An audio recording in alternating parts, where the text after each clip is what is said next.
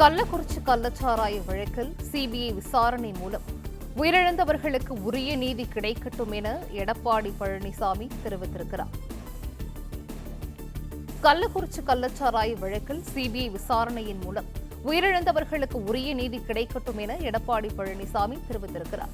கூடுதல் விவரங்களை செய்தியாளர் ராஜகுமரன் வழங்க கேட்கலாம். ராஜகுமரன், வணக்கம். இது குறித்தான விவரங்கள்.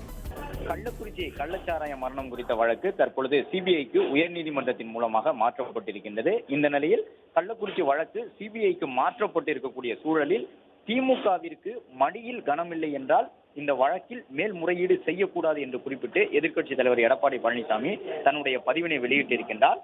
மேலும் இந்த கள்ளக்குறிச்சி வழக்கு சிபிஐக்கு மாற்றப்பட வேண்டும் என சட்டமன்றம், நீதிமன்றம், மக்கள் மன்றம் என அனைத்து தளங்களிலும் போராடிய கட்சி அதிமுக எனவும், அதிமுகவின் தொடர் போராட்டத்திற்கு கிடைத்த வெற்றியாகவே அதிமுக தொடர்ந்த வழக்கில் கள்ளக்குறிச்சி கள்ளச்சாராய மரணங்கள் குறித்த வழக்கு விசாரணை சிபிஐக்கு மாற்றக்கூடிய வகையில் சென்னை உயர்நீதிமன்றத்தால் உத்தரவிடப்பட்டுள்ளது எனவும், இதை தாம் வரவேற்பதாகவும் குறிப்பிட்டிருக்கக்கூடிய எதிர்க்கட்சித் தலைவர் எடப்பாடி பழனிசாமி, கள்ளச்சாராய மரணங்கள் குறித்து மடியில் கனமில்லை என்றால் இந்த அரசு அந்த வழக்கில் மேல்முறையீடு செய்யக்கூடாது என்றும் குறிப்பிட்டிருக்கின்றார்.